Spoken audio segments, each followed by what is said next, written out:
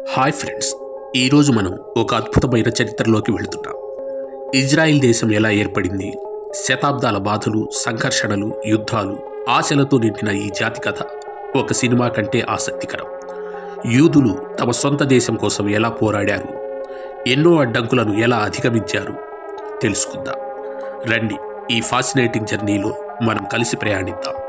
ఆధునిక ఇజ్రాయిల్లో యువతులు తుపాకీలు పట్టుకుని ఉన్న ఫోటోలు చూస్తే ఈ దేశం శతాబ్దాల పాటు బాధలు, కష్టాలు, రక్తపాతంతో నిండిన చరిత్రను కలిగి ఉందని ఊహించడం కష్టం.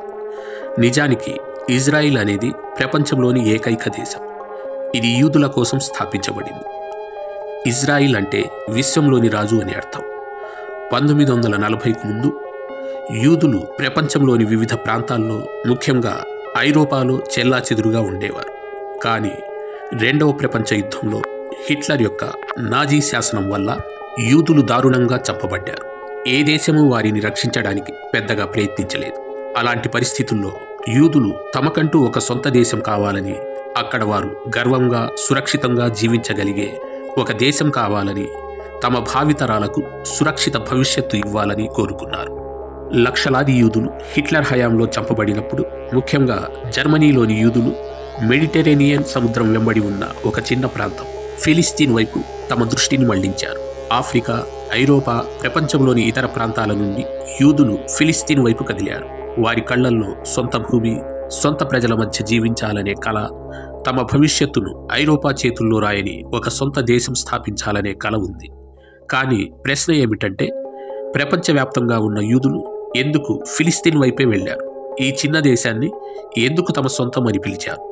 యూదుల చరిత్రను, ఇజ్రాయిల్ కథను అర్థం చేసుకోవడానికి చరిత్ర పుటల్లోకి వెళదాం. ఈ కథ సుమారు 4000 సంవత్సరాల క్రితం మొదలవుతుంది. మెసొపొటేమియా సంస్కృతిలో అక్కడ విగ్రహారాధన ఎక్కువగా ఉండేది.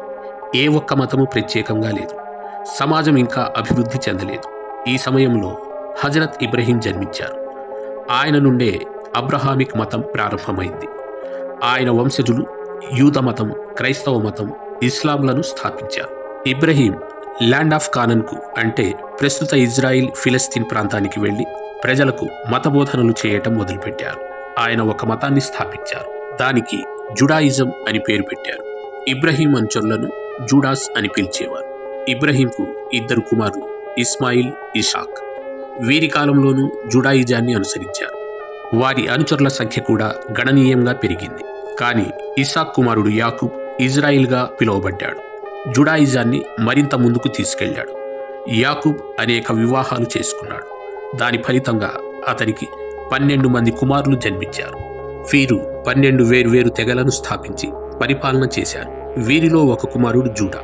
అతనే ఈ ప్రాంతంలో జుడాయిజం మతాన్ని స్థాపించాడు.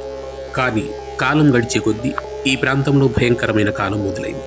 దీంతో యూదులు సమీప దేశాలకు వలస వెళ్లడం ప్రారంభించారు. వారు ఎక్కువగా ఈజిప్ట్లో స్థిరపడ్డారు.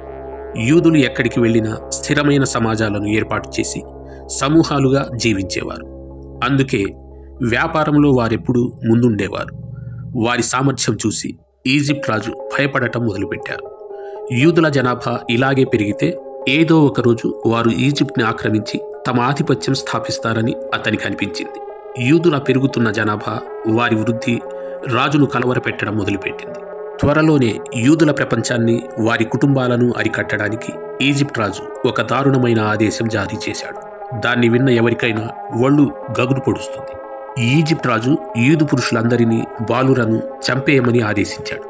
యూదు మహిళలను బానిసలుగా మార్చడం ప్రారంభించాడు. దీనితో యూదుల జనాభా గణనీయంగా తగ్గిపోయింది. చాలామంది యూదులు ఇతర రాజ్యాలకు పారిపోయేందుకు ప్రయత్నించడం మొదలుపెట్టారు. ఈ సమయంలోనే ఈజిప్ట్లోని ఒక యూదు కుటుంబంలో హజరత్ మూసా జన్మించారు. ఆయన ఎంతో కష్టపడి ఈజిప్ట్లోని యూదులను ఒక చోట చేర్చి కఠినమైన ప్రయాణం చేసి తన యూదు సమూహంతో కలిసి ఇజ్రాయిల్కు తిరిగి వచ్చారు. ఆ తర్వాత మూసా ఒక ధార్మిక గురువుగా గుర్తింపు పొందారు. యూదుల మధ్య ఆయనకు గౌరవం బాగా పెరిగింది. యూదులందరూ ఈజిప్ట్ నుండి తన సమూహంతో ఇజ్రాయిల్కు చేరుకున్నప్పుడు మూసా దేవుని నుండి 10 ఆదేశాలను, అనగా 10 కమాండ్మెంట్స్ అందించారు. ఈ ఆదేశాలను పాటిస్తే యూదులు ఎల్లప్పుడూ సంతోషంగా, సంపన్నంగా ఉంటారని చెప్పారు. ఈ 10 ఆదేశాలను ఒక రాతిపై చెక్కించి ఒక సామాజిక కేంద్రంలో ఉంచారు. దీన్ని దేవుని 10 ఆదేశాలు అని పిలిచారు. ఇలా ఎన్నో సంఘర్షణల తర్వాత యూదులకు స్థిరంగా నివసించడానికి ఒక నిర్దిష్ట స్థలం లభించింది. కొంతకాలం తర్వాత ఇజ్రాయిల్లో కింగ్ సాల్ ఇజ్రాయిల్ రాజ్యాన్ని స్థాపించారు. ఇది యూదుల సొంత సామ్రాజ్యంగా మారింది. సుమారు క్రీస్తుకు పూర్వం 1000 సంవత్సరంలో సాల్ కుమారుడైన కింగ్ డేవిడ్ యూదుల మొదటి శక్తివంతమైన రాజయ్యారు. ఆయన కుమారుడు కింగ్ సోలోమన్. ఈయన ముస్లింలలో సులేమాన్గా ప్రసిద్ధి. ఇజ్రాయిల్ రాజధాని జెరూసలేంలో యూదుల మొదటి సామాజిక ఆరాధనా కేంద్రం టెంపుల్ మౌంట్ను నిర్మించారు. దీన్ని ఫస్ట్ టెంపుల్ లేదా సోలోమన్ టెంపుల్ అని పిలిచారు. యూదుల విగ్రహారాధనను తిరస్కరించినందున ఈ ఆలయంలో మూసా ఇచ్చిన 10 ఆదేశాల రాతిని ఉంచారు. కానీ కొంతకాలానికి ఇక్కడ అంతర్యుద్ధం జరిగింది. యూదులు 2 వర్గాలుగా విడిపోయారు. కింగ్ సోలోమన్ హయాంలో యూదులు శక్తివంతమైన జాతిగా మారి సంతోషాలు సంపదలతో వర్ధిల్లారు. కానీ 2 తరాల తర్వాత మెసొపొటేమియా రాజు షల్మనేసర్ 5వ వాడు దాడి చేశాడు. ఈ దాడిలో వేలాది యూదులు చంపబడ్డారు. రాజధాని జెరూసలేం దోచుకోబడింది. ఏదో విధంగా యూదులు తమను తాము తమ సామ్రాజ్యాన్ని మళ్లీ నిర్మించుకున్నారు. కానీ క్రీస్తుకు పూర్వం 587లో ఒక పెద్ద విపత్తు సంభవించింది. ఈ సమయంలో అనేక యుద్ధాలు జరిగాయి. జెరూసలేం దారుణంగా ధ్వంసమైంది. బాబిలోనియా రాజు ఆదేశంతో జూడా సమాజం దోచుకోబడింది. భయంకర నరమేధం జరిగింది. బతికి ఉన్న వారిని బాబిలోనియన్లు బానిసలుగా తీసుకెళ్లారు. జూడా రాజ్యాన్ని పూర్తిగా నాశనం చేశారు. ఈ ఘటన తర్వాత యూదులు బాబిలోనియన్ల అధీనంలోకి వెళ్లారు. బాబిలోనియన్లు యూదుల మొదటి పవిత్ర ఆలయం ఫస్ట్ టెంపుల్ని కూడా ధ్వంసం చేశారు. ఈ సమయంలో వేలాది యూదులను 70 సంవత్సరాల పాటు బాబిలోన్లో బానిసలుగా ఉంచారు. చాలామంది యూదులు ఇజ్రాయిల్ను విడిచి పారిపోయి ప్రపంచంలోని వివిధ ప్రాంతాల్లో చెల్లాచెదురైపోయారు. ఈ సంఘటనతో జెరూసలేం యూదుల గుర్తింపు ఇజ్రాయిల్లో దాదాపు అంతరించిపోయింది. కొంతకాలం తర్వాత ఇరాన్లో పర్షియన్ సామ్రాజ్యం అనే కొత్త సామ్రాజ్యం ఉద్భవించింది. పర్షియన్ రాజు మెడిటరేనియన్ సముద్రం వెంబడి ఉన్న అనేక ప్రాంతాలతో పాటు బాబిలోన్, ఈజిప్ట్లను జయించి ఒక భారీ పర్షియన్ సామ్రాజ్యాన్ని స్థాపించాడు. ఈ సామ్రాజ్యంలో యూదులకు కొంత స్వేచ్ఛ లభించింది.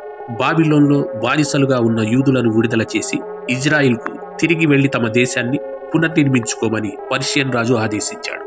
అంతేకాదు యూదులకు మళ్లీ ఆలయం నిర్మించుకునే అనుమతి కూడా ఇచ్చాడు. దీంతో యూదులు ఇజ్రాయిల్కు తిరిగి వచ్చి అక్కడ 2వ ఆలయం సెకండ్ టెంపుల్ని నిర్మించారు. అక్కడ వారు తమ జీవితాన్ని మళ్లీ ప్రారంభించారు. కానీ ఈ ప్రాంతం ఎప్పటికీ యుద్ధాలు, దాడులతో కల్లోలంగా ఉండేది. కొంతకాలం తర్వాత Sikandar, Alexander the great Persian సామ్రాజ్యాన్ని జయించాడు. దీంతో జెరూసలేం సికందర్ అధీనంలోకి వెళ్ళింది. సికందర్ సామ్రాజ్యం ముగిసిన తర్వాత క్రీస్తుకు పూర్వం 63 నాటికి ఇజ్రాయిల్ రోమన్ సామ్రాజ్యం అధీనంలోకి వెళ్ళింది. రోమన్ సామ్రాజ్య కాలంలోనే యేసుక్రీస్తు ఒక యూదు కుటుంబంలో జన్మించాడు. ఆయన క్రమంగా ప్రజల్లో చాలా ప్రజాదరణ పొందాడు. తనను తాను దేవుని కుమారుడిగా ప్రకటించుకున్నాడు. త్వరలోనే ఆయన అనుచరులు యూదు సమాజంలో వ్యాపించారు. ప్రజలు ఆయన బోధనలకు, చేసిన అద్భుతాలకు ఆకర్షితులై ఆయన్ను చూడ్డానికి వచ్చేవారు. కానీ ఈ విషయం యూదు ధార్మిక గురువులకు నచ్చలేదు. వారు యేసు వ్యతిరేకంగా ప్రచారం చేయటం మొదలుపెట్టారు. యూదులు యేసును దేవుని దూతగా ఒప్పుకోవడానికి నిరాకరించారు.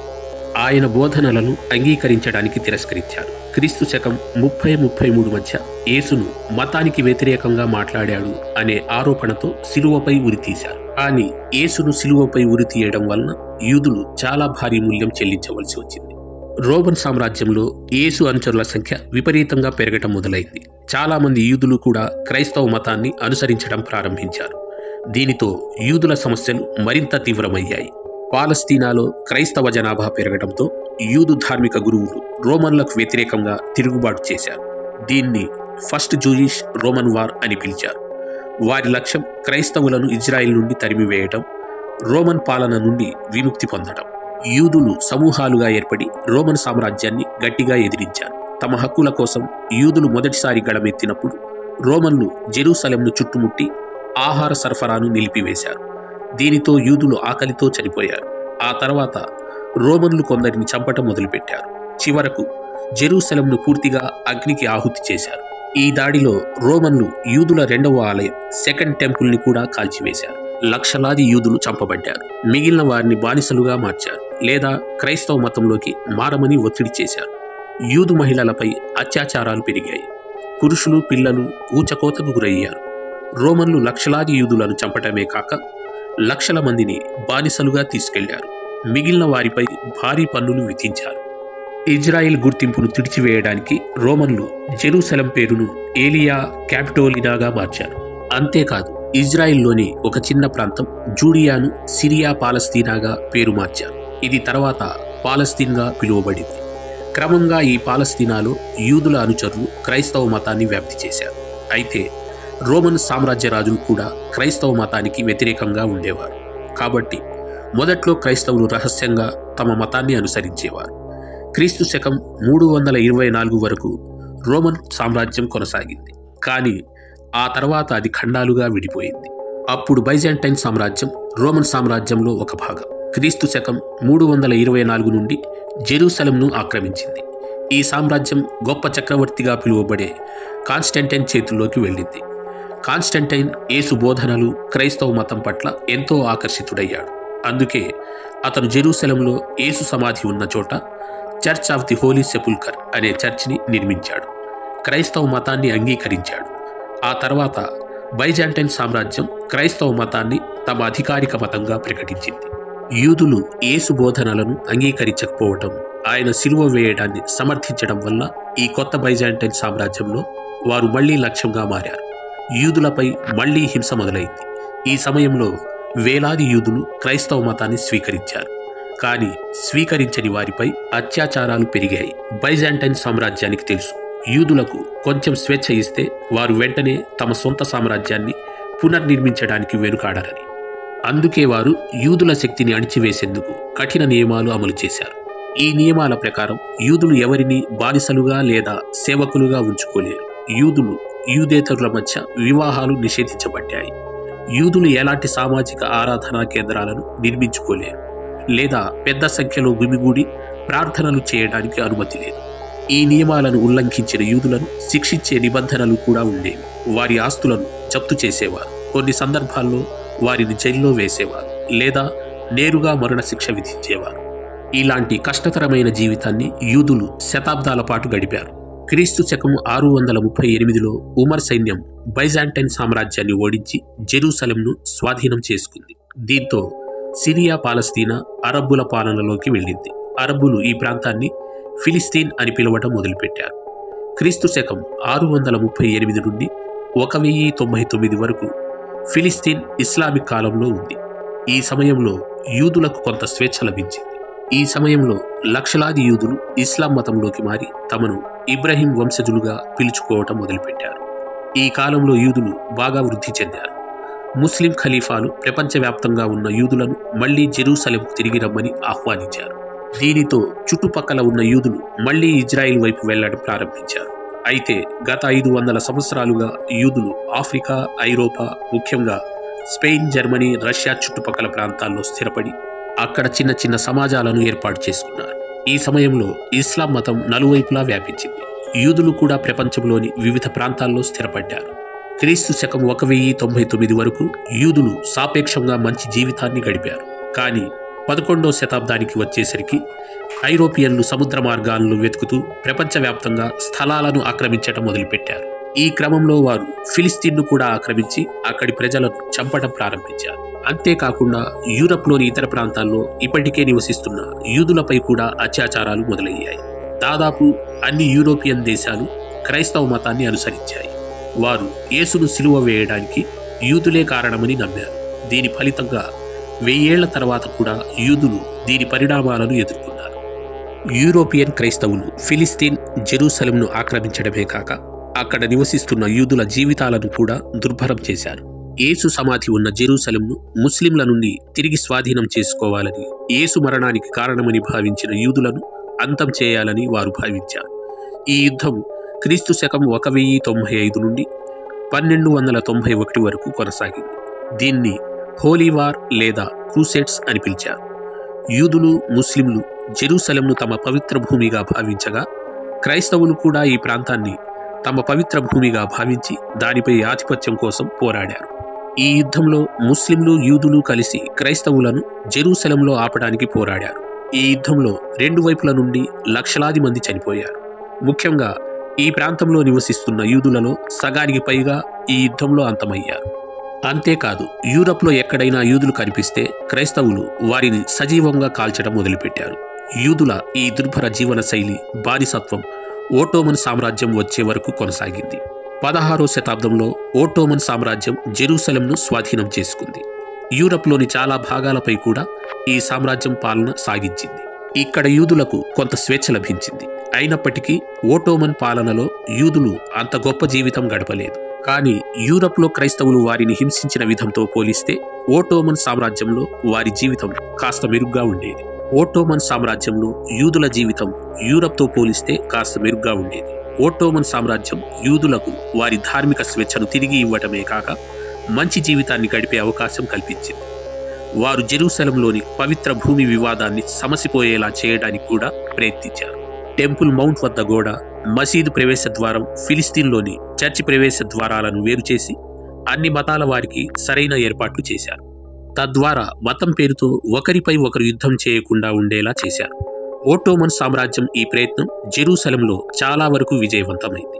దీని ఫలితంగా దీర్ఘకాలం పాటు ఈ 3 మతాల మధ్య ఎలాంటి ధార్మిక యుద్ధాలు జరగలేదు. కానీ యూదుల విధి వారిని వెంటాడటం మానలేదు. గత 2000 సంవత్సరాలుగా అల్లాడుతూ వలసలు వెళ్తూ చాలామంది యూదులు మెడిటరేనియన్ సముద్ర ప్రాంతాల్లో యూరప్లో స్థిరపడ్డారు. అయితే యూరప్లో యూదులపై వ్యతిరేకత పెరగటం మొదలైంది. క్రైస్తవులు ఎలాంటి కారణం లేకుండా యూదులను లక్ష్యంగా చేసుకుని హింసించడం ప్రారంభించారు. ఈ సమయంలో యూదులపై వ్యాపించిన ఈ ద్వేషాన్ని యాంటీ సెమిటిజం అని పిలిచారు. అంటే మతం, జాతి ఆధారంగా యూదులపై వివక్ష చూపటం. ఈ వివక్ష సాధారణ స్థాయిలో లేదు. యాంటీ యూదు వ్యక్తులు యూదులను సమాజానికి మచ్చగా భావించారు. వారిని సామాజిక సంక్షేమ పథకాలు, ప్రయోజనాల నుండి దూరంగా ఉంచారు. కొన్నిసార్లు మత నియమాలను ఉల్లంఘించారని, మాయమంత్రాలు చేశారని ఆరోపిస్తూ వారిని సజీవంగా కాల్చేవారు. 18వ శతాబ్దానికి వచ్చేసరికి యాంటీసెమిటిజం యూరప్ సామ్రాజ్యాల్లో విస్తరించింది. యూదులు ఒక్కో శ్వాస కోసం కష్టపడాల్సి వచ్చింది. వారిని రోజు కొట్టడం, బానిసత్వం, సామూహిక హత్యలు జరిగేవి. ముఖ్యంగా క్రైస్తవ యాంటీ యూదులు యూదు స్త్రీలు, పురుషులు, పిల్లలు, గర్భిణీ స్త్రీలను కూడా ఒక చోట చేర్చి సజీవంగా కాల్చేవారు. వేలాది యూదులను ఫ్రాన్స్, యూరప్లోని ఇతర ప్రాంతాల నుండి బహిష్కరించారు. యూదులు పసుపు రంగు బ్యాడ్జ్ ధరించడం తప్పనిసరి చేశారు. తద్వారా సమాజంలో వారిని సులభంగా గుర్తించవచ్చు. ఉద్యోగాలు, ప్రత్యేక రిజర్వేషన్లు, మత వివాహాలు వంటి అంశాలు యూదులకు నిషేధించబడ్డాయి. యూదుల నుండి క్రైస్తవ మతంలోకి మారిన వారితో కూడా యూరప్లో మంచిగా వ్యవహరించేవారు కాదు. యాంటీసెమిటిజం కారణంగా యూరప్ అంతటా యూదులపై దారుణమైన హింస, దాడులు కొనసాగాయి. కాలం గడిచే కొద్దీ పరిస్థితులు మెరుగుపడలేదు. యూదుల జీవితం మరింత కష్టతరమైంది. వారి కోసం ప్రత్యేక శిక్షా స్మృతులు ఉండేవి. చిన్న చిన్న విషయాలకే వారిని చంపేవారు. ప్రతి కొన్ని సంవత్సరాలకు వారిని దేశం నుండి తరిమేయడానికి యుద్ధాలు జరిగేవి. క్రైస్తవులు యూదులు తమ సొంత ప్రయోజనాల గురించి మాత్రమే ఆలోచిస్తారని, సమాజం గురించి పట్టించుకోరని నమ్మేవారు. అందుకే యూదులకు సామాజిక జీవితం గడిపే హక్కు ఉండకూడదని భావించారు. ఈ పరిస్థితుల్లో లక్షలాది యూదులు నిరాశతో అమెరికా వైపు పారిపోవడం మొదలుపెట్టారు. 18వ శతాబ్దంలో ఫ్రెంచ్ విప్లవం సమయంలో నెపోలియన్ పాలనలో యూదులకు కొంత మెరుగైన జీవితం గడిపే అవకాశం లభించింది. కానీ నెపోలియన్ పతనంతో యూదుల జీవితంలోని సంతోషాలు కూడా ముగిసిపోయాయి. నిరంతరం తరిమివేయబడటం యూదుల తరాలకు సహనానికి అతీతంగా మారింది. క్రమంగా యూదులు తమ సొంత భూమి కోసం డిమాండ్ చేయడం మొదలుపెట్టారు. ఈ డిమాండ్ ప్రధానంగా యూరోపియన్ దేశాల నుండి వచ్చింది. ఎందుకంటే ఆధునిక కాలంలో యూదులు యూరప్ కారణంగానే నిరాశ్రయులయ్యారు. జీవించడానికి ఇతర ప్రాంతాలకు పారిపోవలసి వచ్చింది. ప్రపంచవ్యాప్తంగా జరుగుతున్న దుర్వ్యవహారాల వల్ల యూదు సమాజం సుఖమైన జీవితం కోసం తమ సొంత దేశాన్ని స్థాపించాలని భావించింది. 19వ శతాబ్దం నాటికి యూదుల మధ్య తమ సొంత దేశం గురించి చర్చలు ఊపందుకున్నాయి. ఈ సమయంలో 1860లో హంగేరీలో థియోడర్ హెర్జల్ అనే యూదు వ్యక్తి జన్మించాడు. అతను యూదులపై యూరోపియన్ల ద్వేషం, వ్యతిరేక విధానాలను స్వయంగా అనుభవించాడు. అతను జియోనిజం అనే ఉద్యమాన్ని ప్రారంభించి యూదుల సొంత దేశం కోసం డిమాండ్ను ఊపందించాడు. ఈ సమయంలో అతను ది జూయిష్ స్టేట్ అనే పుస్తకం రాశాడు. దీనిలో ప్రపంచవ్యాప్తంగా ఉన్న యూదులను తమ సొంత దేశాన్ని స్థాపించమని పిలుపునిచ్చాడు. హెర్జల్ వృత్తిరీత్యా జర్నలిస్ట్. 19వ శతాబ్దంలో యూదుల కోసం, వారి సొంత దేశం కోసం మొదటిసారి గళమెత్తాడు. అతని ఆలోచనలు ప్రపంచవ్యాప్తంగా యూదులను ప్రభావితం చేశాయి. అతను జియోనిస్ట్ ఆర్గనైజేషన్ అనే రాజకీయ కమిటీని ఏర్పాటు చేశాడు. ఈ సంస్థ మొదటి సమావేశం 1897లో స్విట్జర్లాండ్లో జరిగింది. ఈ సమావేశం తర్వాత జియోనిస్ట్ ఉద్యమానికి మద్దతుగా ప్రపంచవ్యాప్తంగా ఉన్న యూదులు ఈ సంస్థకు డబ్బు పంపడం మొదలుపెట్టారు. చూస్తుండగానే కొద్ది సమయంలోనే జియోనిస్ట్ ఆర్గనైజేషన్ భారీ మొత్తంలో నిధులు సేకరించింది. యూదుల సొంత దేశాన్ని స్థాపించడానికి ఈ నిధులు ఉపయోగపడ్డాయి. ఆ సమయంలో యూరప్ అంతటా యూదులను చంపండి అనే నినాదం మారుమోగుతుంది. దీంతో యూదు కుటుంబాల్లో భయం విస్తరించింది. ఈ పరిస్థితుల్లో థియోడర్ హెర్జల్ ప్రపంచవ్యాప్తంగా ఉన్న యూదులను తమ సొంత భూమి ఇజ్రాయిల్కు, ఇప్పుడు ఫిలిస్తీన్గా మారిన ప్రాంతానికి తిరిగి రమ్మని పిలుపునిచ్చాడు. అతని ఆహ్వానం తర్వాత చాలా మంది యూదులు తమ స్వదేశం ఇజ్రాయిల్ వైపు పయనం కాసాగారు. యూరప్లో యాంటీసెమిటిజంను తొలగించడం అసాధ్యమని, దీని కారణంగా యూదులు ఎప్పటికీ బాధల జీవితమే గడపాల్సి వస్తుందని హెర్జల్ గట్టిగా నమ్మాడు. అందుకే అతను యూదు దేశం స్థాపన కోసం డిమాండ్ను మరింత ఉధృతం చేశాడు. అతని పిలుపు మేరకు యూదుల సమూహాలు మళ్లీ ఫిలిస్తీన్ వైపు కదిలాయి. ఎవరికి సాధ్యమైన విధంగా వారు ఈ కష్ట పరిస్థితుల్లో ఫిలిస్తీన్కు చేరుకున్నారు. కొందరు యాంటీసెమిటిజం భయంతో ఎడారుల్లో కాలినడకనే ఫిలిస్తీన్కు చేరుకున్నారు. ఆ సమయంలో ఫిలిస్తీన్ ఓటోమన్ సామ్రాజ్యం అధీనంలో ఉండటం వల్ల యూదుల రాకపై ఎలాంటి ఆంక్షలు లేవు. యూరప్ నుండి ఫిలిస్తీన్కు వలస వెళ్లడాన్ని ఆలియా అని పిలిచారు.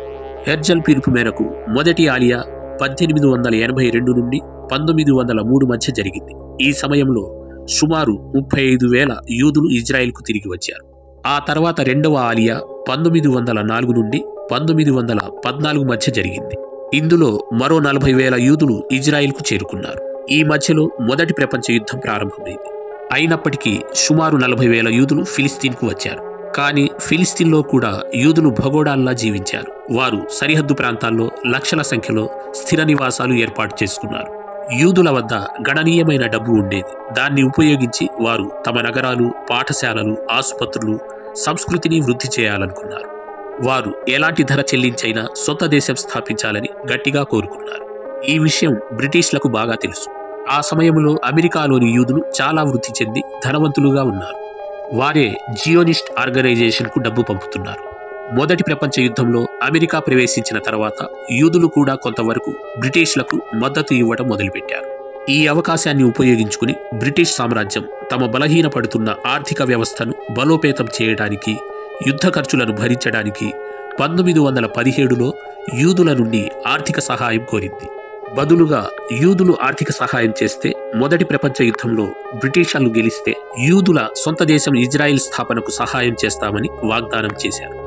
ఈ వాగ్దానంపై నమ్మకంతో యూదులు బ్రిటిష్లకు మద్దతిచ్చారు. ఈ ప్రతిపాదన యూదులు, బ్రిటిష్ విదేశాంగ కార్యదర్శి మధ్య జరిగింది. ఈ ఒప్పందాన్ని బాల్ఫోర్ డిక్లరేషన్ అని పిలిచారు. ఈ వాగ్దానంపై నమ్మకంతో యూదులు ఓటోమన్ సామ్రాజ్యానికి వ్యతిరేకంగా బ్రిటిష్లకు ఆర్థిక సహాయం చేశారు. ఈ యుద్ధంలో ఓటోమన్ సామ్రాజ్యం ఓడిపోయింది. ఫిలిస్తీన్ బ్రిటిష్ల అధీనంలోకి వెళ్ళింది. ఫిలిస్తీన్ బ్రిటిష్ నియంత్రణలోకి రాగానే ప్రపంచవ్యాప్తంగా ఉన్న యూదులు ఫిలిస్తీన్ వైపు కదిలారు. ప్రజలు వివిధ ప్రాంతాల నుండి వస్తున్నారు. అయితే వారి భాషలు, జీవనశైలి వేర్వేరుగా ఉండటం నాయకులు గమనించారు. అందుకే యూదు సమాజానికి ఏకరూపత ఇవ్వడానికి వారు ఒక నగరాన్ని స్థాపించారు. దానికి టెల్ అవీవ్ అని పేరు పెట్టారు. ఇక్కడ యూదు నాయకులు హిజ్రు భాషను, యూదుల పురాతన భాషను మళ్లీ ఉపయోగంలోకి తీసుకొచ్చే ప్రయత్నం చేశారు. హీబ్రూ భాష నేర్చుకోవడానికి పాఠశాలలు తెరిచారు. వార్తాపత్రికలు, ప్రజా ప్రకటనలు, ప్రార్థనలను హిబ్రూలోనే ప్రోత్సహించారు. దీనితో యూదులు ఒకరితో ఒకరు గట్టిగా అనుసంధానమయ్యారు. యూదుల జనాభా పెరగటం, ఫిలిస్తీన్ బ్రిటిష్ అధీనంలోకి రావడంతో అక్కడ నివసిస్తున్న ముస్లిం ఫిలిస్తీనియన్లు భయపడ్డారు. ఇక్కడి నుండే ఇజ్రాయిలీలు, ఫిలిస్తీనియన్ల మధ్య ఆధిపత్యం కొరకు సంఘర్షణ మొదలైంది. ఇరు వర్గాలు ఫిలిస్తీన్పై తమ హక్కు కోరుకున్నాయి. ఫిలిస్తీనియన్లకు బ్రిటిషర్స్ ఫిలిస్తీన్ను యూదులకు ఇచ్చేస్తారేమోననే భయం కలిగింది. ఈ పరిస్థితుల్లో ఫిలిస్తీనియన్లు యూదులు, బ్రిటిష్ సైన్యంపై తిరుగుబాటు చేశారు. ఈ అల్లర్లను అణిచివేయడానికి బ్రిటిష్లు సంవత్సరానికి కేవలం 10,000 మంది యూదులను మాత్రమే ఫిలిస్తీన్కు రావడానికి అనుమతించారు. కానీ పోలాండ్, రష్యా, జర్మనీలలో యాంటీసెమిటిజం పెరగడంతో లక్షలాది యూదులు నియమాలను పట్టించుకోకుండా అక్రమంగా ఫిలిస్తీన్కు చేరుకున్నారు. ఈ సమయంలో యూదులు తమ నగరాల్లో వ్యవసాయ భూములను సృష్టించి సాగు ప్రారంభించారు. అంతేకాదు హిస్టాడ్రట్ అనే కార్మిక సంస్థను, జాతీయ సమావేశాన్ని, హగనా అనే ఇజ్రాయిల్ రక్షణ దళాన్ని కూడా స్థాపించారు. ఒక విధంగా వారు ఫిలిస్తీన్లో తమ సొంత దేశాన్ని నిర్మించడం మొదలుపెట్టారు. కానీ ఈ సమయంలో జర్మనీలో హిట్లర్ ఉదయంతో యూదులపై దారుణమైన అత్యాచారాలు మొదలయ్యాయి. దీనితో మళ్లీ లక్షలాది యూదులు తమ స్వదేశం ఇజ్రాయిల్కు పారిపోయారు. యూదుల జనాభా పెరగడంతో ఫిలిస్తీన్లో సంఘర్షణ మరింత తీవ్రమైంది. కానీ ఈసారి యూదులు పారిపోయే ఉద్దేశంలో లేరు. వారు తమ సైనిక దళాలను సిద్ధం చేశారు. ఫిలిస్తీనియన్లతో జరిగిన అంతర్యుద్ధాల్లో విజయం సాధిస్తున్నారు. 1933 నుండి 1938 వరకు ఫిలిస్తీన్లో అనేక అంతర్యుద్ధాలు జరిగాయి. ఇందులో అనేక మంది యూదులు, ముస్లింలు మరణించారు. ఈ సమయంలో జెరూసలేం ముఫ్తీగా హయ్యర్ కమిటీ అధ్యక్షుడిగా ఉన్న అమీన్ అల్ హుసేని యూదులను ఫిలిస్తీన్ నుండి తరిమి కొట్టేందుకు హిట్లర్తో స్నేహం చేయాలనుకున్నాడు. అతను జర్మనీకి వెళ్లి హిట్లర్ నాజీ బృందంలో చేరాలని, ఫిలిస్తీన్లో ముస్లిం సైన్యాన్ని సృష్టించి జర్మనీలో యూదులపై జరిగిన దాడుల తరహాలో ఫిలిస్తీన్లో కూడా చేయాలని ప్లాన్ చేశాడు. హిట్లర్ ముఫ్తీని పెద్దగా పట్టించుకోలేదు. కానీ ముఫ్తీ హిట్లర్ దిగువ మనిషి అయిన అడాల్ఫ్ ఐక్మన్తో స్నేహం చేశాడు. రెండవ ప్రపంచ యుద్ధం సమయంలో బ్రిటిష్లు ఫిలిస్తీన్ సరిహద్దులను పూర్తిగా మూసివేశారు. దీనితో యూదులు ఫిలిస్తీన్లోకి ప్రవేశించడం అసాధ్యమైంది. ఇతర దేశాలు కూడా యూదుల కోసం తమ తలుపులు మూసేశాయి. 1939లో రెండవ ప్రపంచ యుద్ధం ప్రారంభమైంది. ఇందులో హోలోకాస్ట్లో సుమారు 60 లక్షల యూదులు చంపబడ్డారు. బ్రతికి బయటపడిన వారు ఎలాగోలా ఇజ్రాయెల్కు పారిపోయారు. హోలోకాస్ట్ యొక్క భయంకరమైన బాధలను అనుభవించిన యూదుల సహనం ఇప్పుడు ముగిసింది. వారు తమ సొంత దేశం స్థాపన కోసం బ్రిటిష్ సామ్రాజ్యంపై ఒత్తిడి చేయడం మొదలుపెట్టారు. ఈసారి యూదులు వెనక్కి తగ్గే మూడ్లో లేరు. వారు ఆయుధాలు చేపట్టి ఇజ్రాయిల్ స్వతంత్ర దేశంగా మారాలని పోరాడారు. హోలోకాస్ట్ నుండి బయటపడిన యూదులను బలవంతంగా బ్రిటిష్లకు వ్యతిరేకంగా ఇజ్రాయిల్కు తీసుకొచ్చారు. ఈ క్రమంలో యూదులు, బ్రిటిష్ల మధ్య చిన్న చిన్న సంఘర్షణలు జరిగాయి. ఇందులో ఇరువైపుల నుండి చాలా మంది చనిపోయారు. కానీ చివరకు యూదులు ఈ పోరాటంలో గెలిచారు. 1947 నాటికి యూదుల స్వదేశం కోసం జియోనిస్ట్ ఉద్యమం బలంగా ఊపందుకుంది. రెండవ ప్రపంచ యుద్ధం తర్వాత బ్రిటిష్ ఆర్థికంగా చాలా బలహీనపడింది. అందుకే వారు 1948 మే 15 నాటికి ఫిలిస్తీన్ను విడిచిపెట్టి వెళ్లిపోతామని వైట్ పేపర్ ద్వారా ప్రకటించారు. కానీ బ్రిటిష్లు యూదులకు వాగ్దానం చేసిన స్వదేశం ఇప్పటి వరకు లభించలేదు. దీంతో అరబ్బులు, యూదుల మధ్య యుద్ధం తప్పనిసరైంది. ఈ విషయాన్ని ఐక్యరాజ్య సమితి స్వీకరించి ఫిలిస్తీన్ విభజన ప్రతిపాదనను ముందుకు తెచ్చింది. మొదట్లో యూదులకు మద్దతు ఇచ్చే దేశాలు ఎవరూ లేరు. కానీ అమెరికా ఇజ్రాయిల్ దేశ స్థాపనకు మద్దతుగా ఓటు వేసిన తర్వాత యుఎస్ఎస్ఆర్ కూడా యూదులకు మద్దతు ఇచ్చింది. చివరకు ఐక్యరాజ్య సమితిలో ఫిలిస్తీన్, ఇజ్రాయిల్ విభజన కోసం ఓటింగ్ జరిగినప్పుడు 33 దేశాలు ఇజ్రాయిల్ విభజన ప్రణాళికకు మద్దతు ఇచ్చాయి. 12 ముస్లిం దేశాలు మరియు భారతదేశం దీనికి వ్యతిరేకంగా ఓటు వేశాయి. ఆసక్తికరమైన విషయం ఏమిటంటే యూదులకు సొంత దేశం ఇస్తామని వాగ్దానం చేసిన బ్రిటన్ ఈ ఓటింగ్లో తటస్థంగా ఉంది. మొత్తం 10 దేశాలు ఎవరి పక్షాన ఓటు వేయలేదు. చివరకు 1948 మే 15న బ్రిటిష్ సైన్యం రెజల్యూషన్ 181 కింద ఫిలిస్తీన్ను విభజించి విడిచిపెట్టి వెళ్లిపోయింది. కానీ ఒకరోజు ముందు 1948 మే 14న ఇజ్రాయిల్ తనను తాను స్వతంత్ర దేశంగా ప్రకటించుకుంది. అయితే ఇజ్రాయిల్ ఆనందం ఒకరోజు కంటే ఎక్కువ కాలం నిలవలేదు. విభజన జరిగిన తర్వాత మరుసటి రోజే ఫిలిస్తీనియన్లు ఇజ్రాయిల్పై దాడి చేశారు. ఈ దాడికి కారణం విభజనలో అసమానత. ఆ సమయంలో ఫిలిస్తీన్లో యూదుల జనాభా చాలా తక్కువగా ఉండేది. వారు ప్రధానంగా ఫిలిస్తీన్ ఉత్తర సరిహద్దు పట్టణాల్లో నివసించేవారు. కానీ విభజనలో ఫిలిస్తీన్లోని పెద్ద భాగం ఇజ్రాయిల్కు కేటాయించబడింది. దీనితో యూదులు సంతోషించారు. కానీ ముస్లింలు దీన్ని అంగీకరించలేదు. అంతేకాదు ఫిలిస్తీన్ను 3 భాగాలుగా విభజించారు. 1 అరబ్ రాష్ట్రం, 2 యూదు రాష్ట్రం మరియు జెరూసలేం నగరాన్ని అంతర్జాతీయ భూభాగంగా ప్రకటించారు. ఈ విభజన కారణంగా ఫిలిస్తీన్లోని పశ్చిమ భాగంలో నివసిస్తున్న 7 లక్షలకు పైగా ముస్లిం ఫిలిస్తీనియన్లు నిరాశ్రయులయ్యారు. కొత్తగా సృష్టించిన అరబ్ రాష్ట్రంలో శరణార్థులుగా జీవించవలసి వచ్చింది. ఈ కారణంగా ఇజ్రాయిల్ ఏర్పాటైన వెంటనే మొదటి అరబ్ ఇజ్రాయిల్ యుద్ధం జరిగింది. ఈ యుద్ధంలో లక్షలాది ఫిలిస్తీనియన్లు, యూదులు మరణించారు. ఈ యుద్ధం 1949లో ముగిసింది. ఇందులో యూదులు విజయం సాధించారు. కానీ ఈ సంఘర్షణ ఎప్పటికీ పూర్తిగా ముగియలేదు. ఇదే ఇజ్రాయిల్ దేశం ఏర్పాటు కథ. బాధల నుండి ఆశల వరకు, సంఘర్షణ నుండి స్వతంత్రం వరకు యూదులు తమ గుర్తింపు, స్వదేశం కోసం ఎంతో పోరాడారు. కానీ ఈ కథ ఇక్కడితో ముగియలేదు. ఇజ్రాయిల్ ఫిలిస్తీన్ సంఘర్షణ ఇప్పటికీ కొనసాగుతుంది. ఇది ప్రపంచ చరిత్రలో ఒక సంక్లిష్ట అధ్యాయం.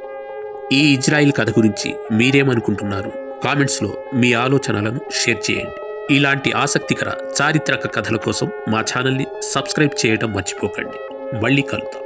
For more interesting historical stories please like, comment, share and subscribe my channel.